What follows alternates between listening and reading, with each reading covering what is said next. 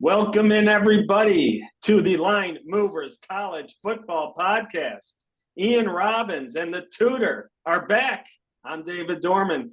Biggest games of the week, upset picks, surprises, everything that's going on in college football. Hi, Ian. Hi, Tutor. What's going on, guys? Hey, David. Hey, Tutor. Hey, college football starting to shape up. Still middle of October, still a long way to go. We still have no idea what's going on. Hey, one thing I do know, the Michigan's best team in college football, but other than that, I don't know what's going on either. Yeah, right now, Fair enough. I can't disagree. Georgia might make another little statement in a couple of weeks, but I cannot disagree with that. They look good against Kentucky. They woke up there. They did. Let's start out west, boys. We're going to go to the Pac. The Pac-12, soon to be the 2. 3:30 Eastern, ABC. Oregon, 5-0, heading to Seattle to take on the Washington Huskies, also sitting at 5-0. Tutor, Washington is a 3-point favorite, a big total of 67. The game's in Seattle. What say you? Man, I can't remember a non-Big Ten, non-Michigan matchup that I have been excited to watch than this game. I What do you mean non-Big Ten? This is a Big Ten contest. And I was going, well, you didn't let me finish. You didn't let me finish. That's true. and I don't have to stay up till 8:00 at night to watch the game, so that's exciting. I have Penix and McMillan on my fantasy football team. Both teams are coming to the Big Ten next year, so I mean, and on top of them being 8 and 9 and both having great offenses, I can't remember a game that I am excited to watch. The winning team is a virtual lock, I think, to play for the Big Pac-12 championship.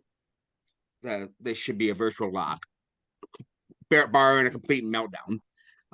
The winner of this game, quarterback, is probably virtual lock to be head-to-head with Caleb Williams come December for Heisman voting. Maybe all three of them, depending on how the game shapes up. I don't think UFC can stop either of these two teams. So I do think the team will win this game with the virtual lot to probably make the playoffs. And ready for this one? Yeah. It doesn't stop here. I think they rematch again for the Pac-12 championship. And there's a great chance that they split, right? And I'm here for that chaos. What do you do if they split? Two great games. Oregon wins one, Washington wins one, and then the other team. I'm here for the chaos. I do think these two are the best two teams in the conference. Unfortunately, one of them is somehow not going to make it. Maybe both, depending on how the other teams do. But game aside, both teams had a bye week. They should be fresh. I am a little concerned with McMillan's injury. I do think that Oregon has a little bit better defense and a little bit better running game. So I'm going to give the edge, I think, and I'm going to agree with the ESPN matchup predictor, which said that Oregon would be 55% chance to win this game. I'm going Oregon 42, Washington 34, but I'm hitting the over on this one. And I right now have, we'll talk about later, but Oregon is my upset pick of the week. Okay, so Oregon in the over for Tutor. Ian, what do you see here? Yeah, I see a lot of things that Tutor just mentioned. The winner of this game, the quarterback, is definitely slated as the favorite for the Heisman Trophy. I think there's no argument there. People looking for reasons not to give this award to Caleb Williams.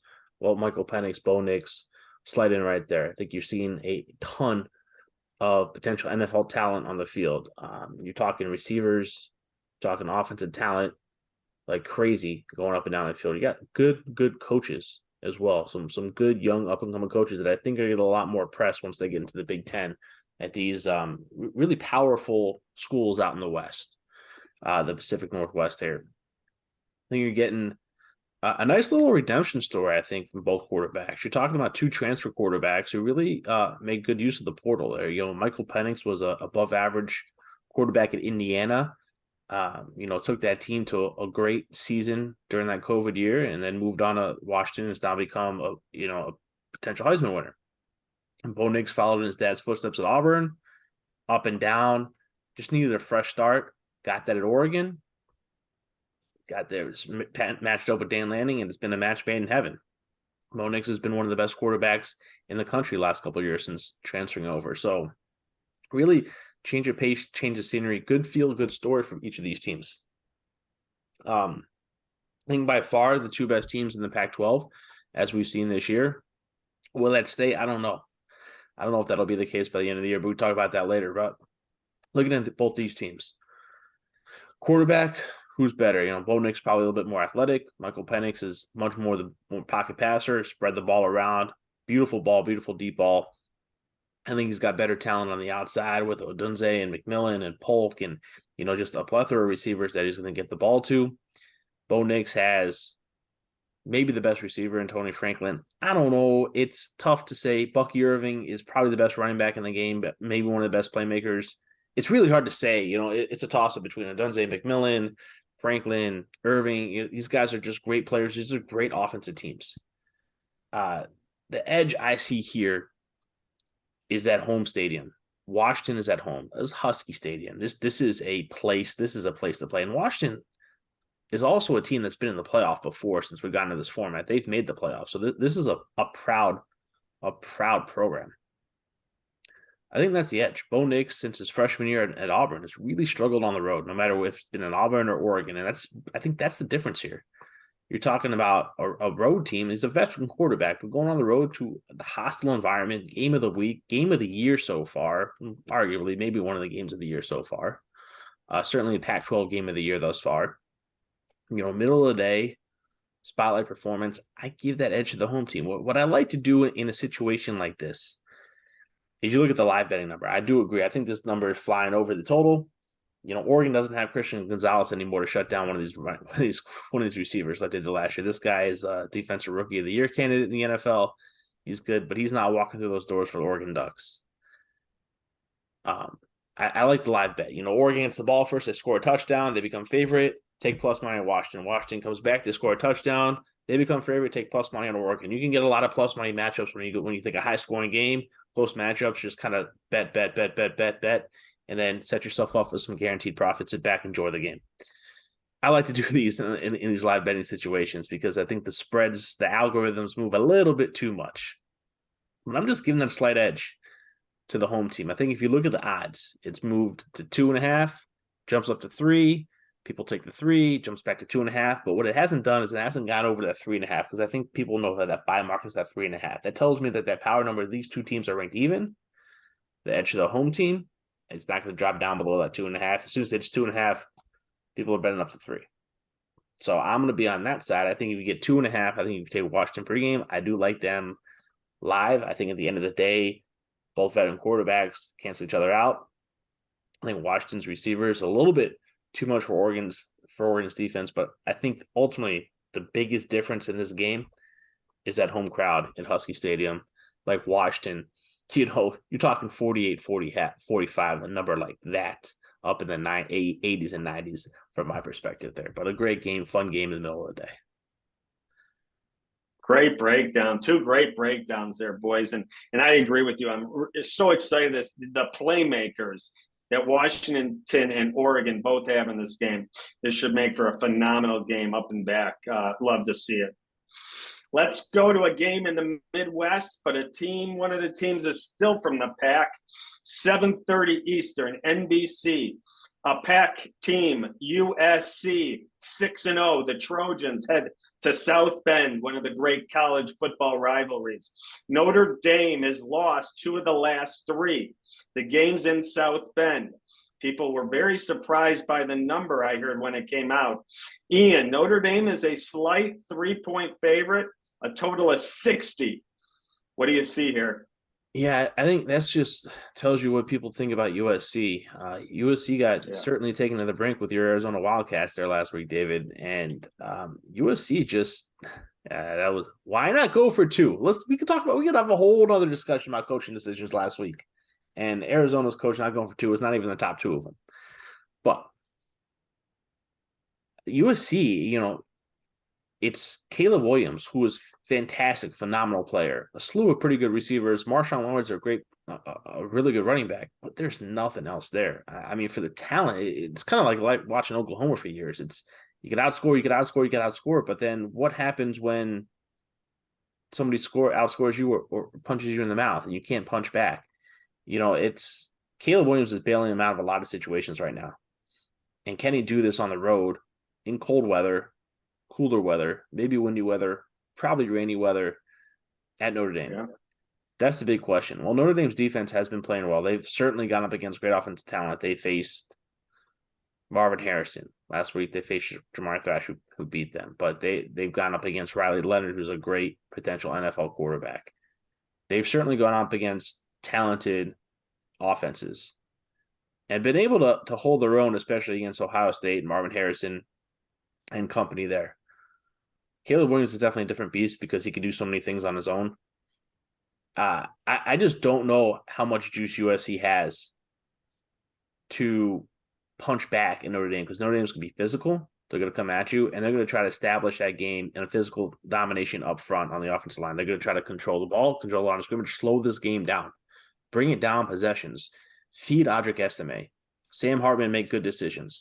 We saw them play a close game and then end up getting blown out in the fourth quarter last week to Louisville. Hats off to Louisville. It was a great game. Notre Dame just coming off. They got the Ohio State game and the road game at Duke. And they've been playing 8 straight games. I think they just let it all out once they were getting down to Louisville and kind of just let that game get away from them. Can they respond? This is going to be the test. If Marcus Freeman is the man there, this team's going to be ready to play. They're going to win this game.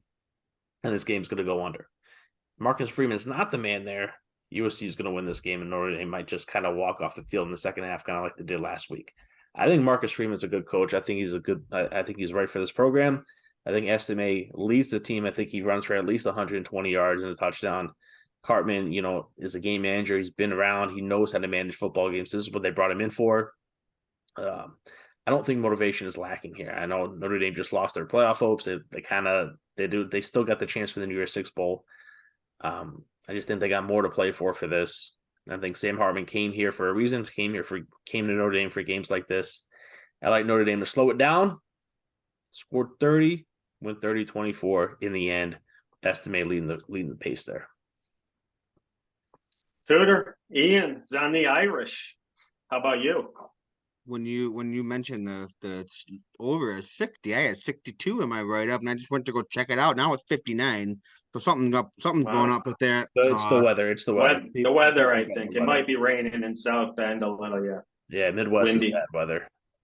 So now my write up's gonna be wrong, but but we got a battle, right, between Rich Rod 2.0, Mr. I don't believe in having a defense, right, on one side, versus a team who somehow got worse on offense with the addition of a Heisman candidate quarterback. So and both teams have underperformed big time. When USC looked mediocre versus Arizona State, people got worried, right? And then they played Colorado, and everybody USC's back. And then all of a sudden, fourth quarter, Colorado. Oh my God, what USC team is this? And then obviously last week with the lackluster 3 overtime win against bottom dweller Arizona. And I think obviously that's why the line is +3. People do not believe in USC, as you guys have mentioned. And what if they aren't good? What if they have 5 more ranked teams on their schedule and they still got to go to California? What if they're not good? What if they are a 7 to 8 win team and end up not ranked? And they have the consensus number 1 pick on their team, and that's too bad. Notre Dame has been tested 3 weeks in a row. You can't really say that about USC. They look like they've been tested, but they had not played good team. Notre Dame, that was a tough loss against Ohio State. They rebounded with Duke. So then last week they had a tough loss against Louisville. So in my head, here we go. I think we're gonna see them rebound again, just like they did for Duke. The big difference in this game for me in this game is that Notre Dame has the defense. Maybe still a top 10 defense in football, and USC does not at all. Notre Dame had been tested by good offenses. Duke, Ohio State.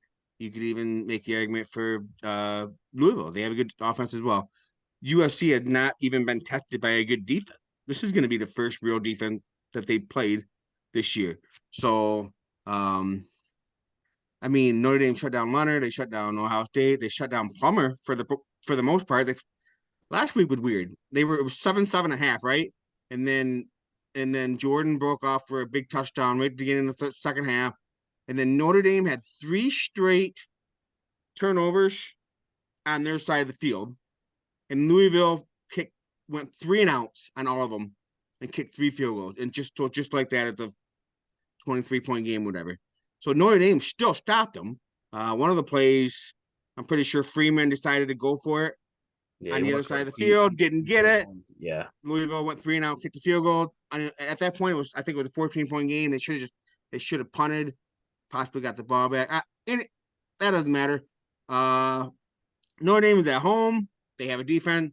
USC doesn't. I see him rebounding, knocking USC out of the playoff picture, and officially opening the door for Nick's Penix matchup that we already talked about at the Heisman frontrunners. I think Caleb Williams we won't be talking about him as Heisman after Saturday. It's gonna be Notre Dame 27, USC 24. I'm gonna go under here as well. I'm not gonna bet it because Hartman could come out and say, screw it, we got 2 losses. I'm just gonna come out and light this defense up, and I'm gonna go out happy. Because if Arizona, Colorado, and Arizona State can off put 40 up on USC, so can Hartman and Notre Dame. So I'm gonna my bet will be sticking with Notre Dame to win this game for 2.5 spread, obviously. Very good. Both the guys on the Irish Saturday night. And all right, we're gonna go a little and the under. Ian liked the under too there. All right, we're gonna go a little rapid fire, guys. Give me some upset picks or your top picks of the week. Tutor, I know you're ready here. You're up first, buddy. We already talked about what my upset pick is Oregon, but Ian's gonna love this one. Florida, the big upset pick for me this week.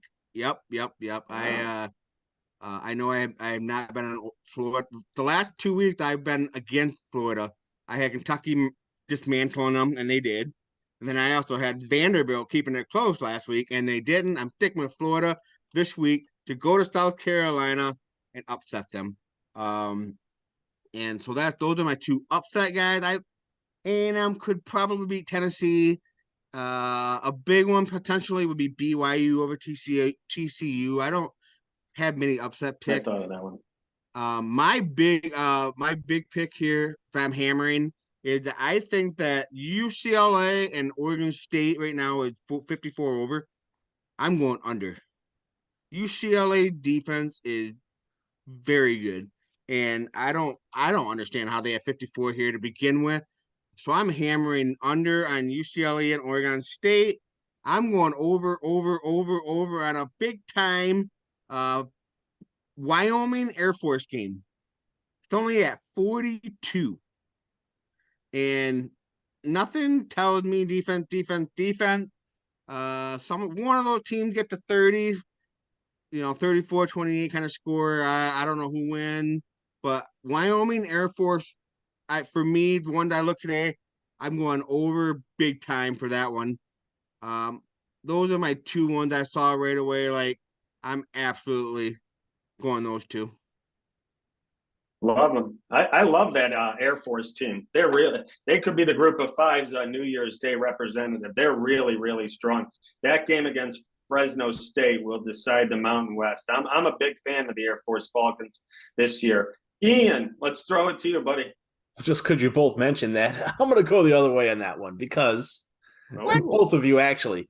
And I'm going to throw it. I know Wyoming had that great game up in the mountains on Saturday night against Fresno State, and then we got dominated that game. Fresno State tried to make a little comeback with their backup with their old quarterback, now backup.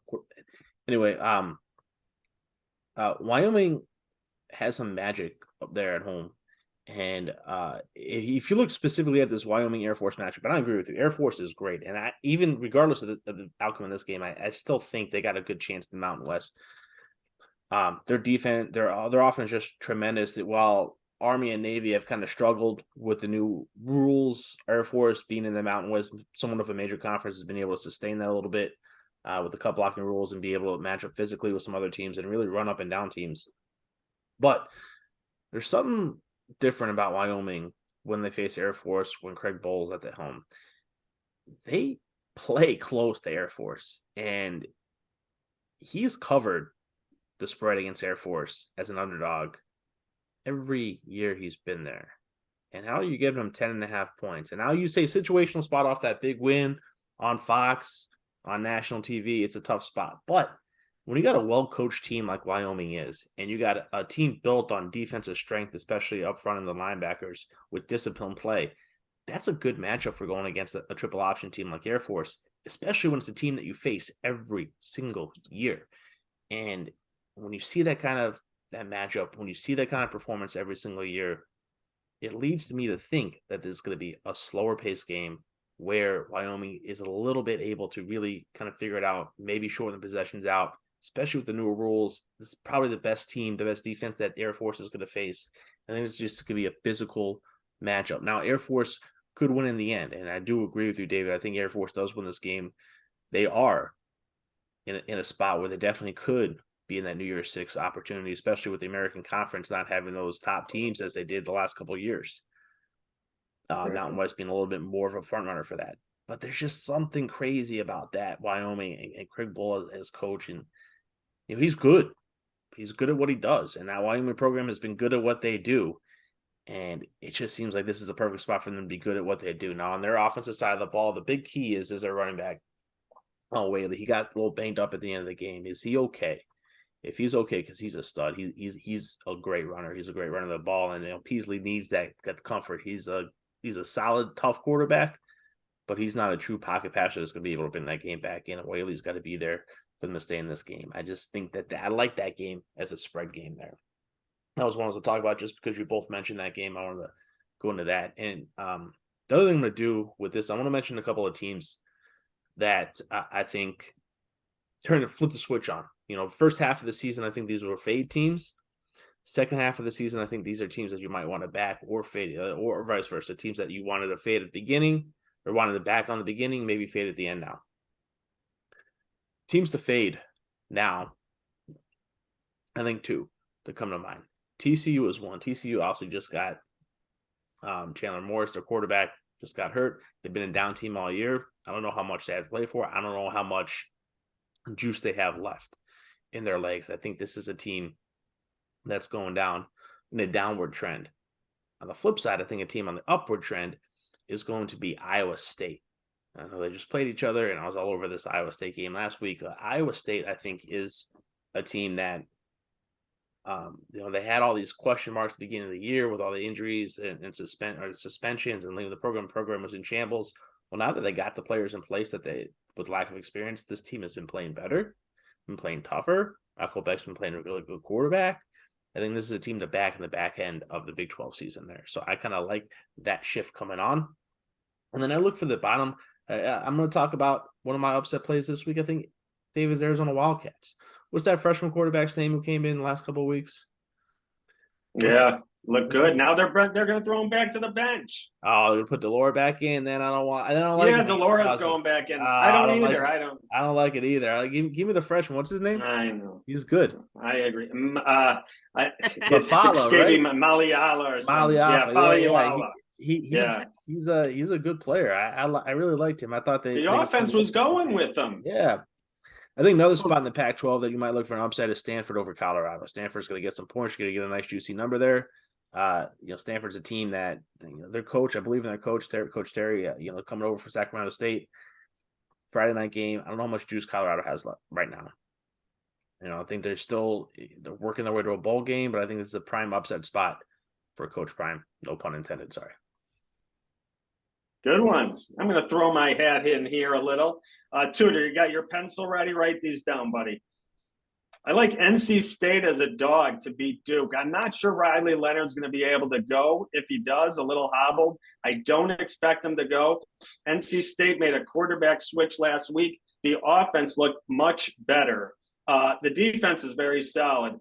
I like the Wolfpack to go down to Durham and win that game.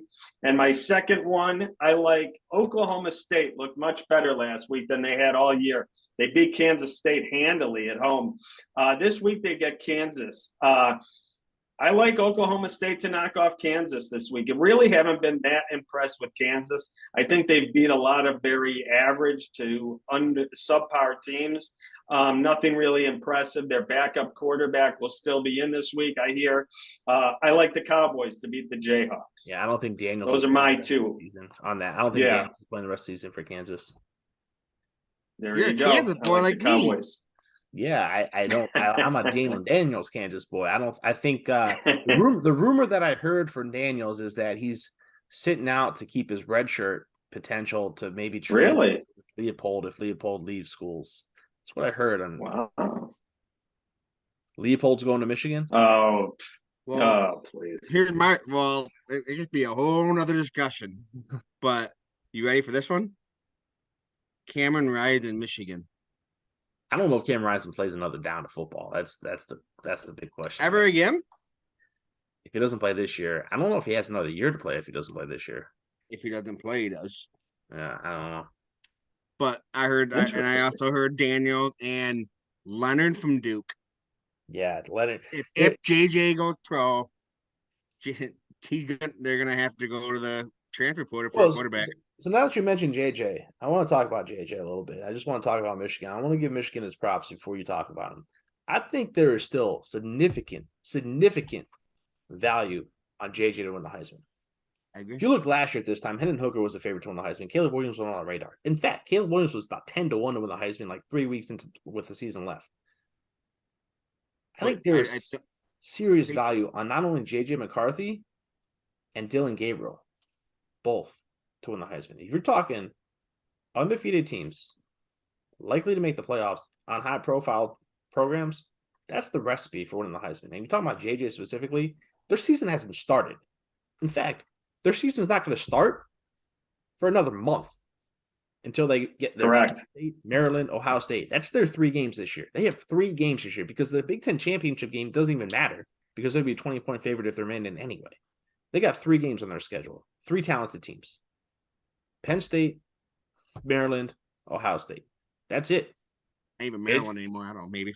No, I mean Maryland's the 4th best team in the Big Ten. That's I think going to East Lansing and putting a smackdown on the Spartan and him having a good game would be something too. Just if they win those games, he's going to be in New York. That's what I think. I just don't think about respect. So I don't disagree. What about Blake Corum? It's quarterback's award. It's quarterback award. It's funny you guys mentioned that because I was, the Heisman voting is always pretty tough, right? There's so many factors, and you mentioned something today, Ian, about the quarterback. So, Oregon has an explosive offense that can make any quarterback look good, right? Washington and USC have weapons that could make any quarterback look good, and the Heisman is a popularity contest, right? It's a stat thing, not really MVP. So in my mind, if you take a player off that team and replace it with a mid, did that team suffer much? Like war in baseball. So what team is out of the team that are okay, whatever, what team is instantly screwed if you take that guy away from their team? Would Georgia still be a threat without Bowers? Would Florida State still have beaten Clemson and Boston College without Travis? Would they have beaten LSU? I mean, would Michigan even be considered a threat to win the playoff if they didn't have JJ McCaffrey? It would, but if you have JJ and Oregon, JJ and Washington, JJ and UCLA, can you imagine JJ's stats right now? So that's why I think the Heisman got it wrong. Did Oklahoma beat Texas without Gabriel, right? Oklahoma was top 20, 21, 20 preseason team. Nobody thought this coming. So, if I'm thinking Heisman right now, who could you put on Auburn right now and instantly make Auburn good? And then and I know I'm being biased, so you mentioned earlier Nix and Penix, Heisman candidates, right? They weren't that good on the previous team. I'm sorry. Penix was, before he got hurt, he was 4 touchdowns and 7 interceptions at Indiana. Before he got hurt, he transferred like a baby. Nix, mid, Auburn, transferred like a baby. They're seniors now on teams that are phenomenal. JJ is a in his second year starting. He looks good, running and throwing. Gabriel is looking good on a team that nobody even gave him a chance. And Caleb Williams. Gabriel's a transfer too. Remember, Gabriel's a transfer too. And Caleb Williams, as a freshman, looked good at Oklahoma, right? I'm sorry, Penix and Nix. I hate that they went to a program that they could pass the ball to NFL receivers, and now they're Heisman candidates. So like, Bowers deserves it, JJ deserves it, Gabriel deserves it, even Drake May deserves it. That's my whole Heisman thought. I don't think it's fair that you can be put on Washington with 2 first-round receivers on that team, and you sucked at Indiana. I'm sorry, he sucked at Indiana. He didn't do anything with Indiana, and now he's a Heisman candidate. Whatever. Hey, that's my thought. JJ was the number 1 quarterback coming out of high school. I know this because he grew up right down the street from me. Sure was. Caleb Williams was the number 1 quarterback out of high school. 5-star. Yeah, he was. Dylan Gabriel was a 4-star coming out of high school when he went to UCF and played for Gus Malzahn. Bo Nix was a 3-star who followed his dad. Penix was a 2-star out of high school. I want to just give him a little credit there. I agree. I'm with you. Michigan also has an incredible running game for JJ and an unbelievable offensive line. I'm not taking anything away from JJ. I think it's phenomenal. But that line and running game is amazing. And they have the best defense in the country. They won't win. He can't win a Heisman if you don't throw the ball. And Corum plays the first half and he gets taken out. So Michigan's never going to have a Heisman. And I don't care about that. I'd the best player in college football that makes the most impact on their team, to me, it's probably Bowers. He's great. He's not going to win. Bowers is great. And Harrison's probably the most talented player in college football, too. So amazing. All right, David, let's wrap it up here. Great stuff. We weren't sure where the show was going, but that was great. For the Tutor and Ian Robbins, I'm David Dorman. This has been the Line Movers Network College Football Podcast. Come join us again next week. We'll break down all the biggest games and lines and what's going on in college football. Thank you for joining us. Have a great and safe weekend. Enjoy the games. Guys, send us out. That's everybody. Enjoy the games. Big one this weekend.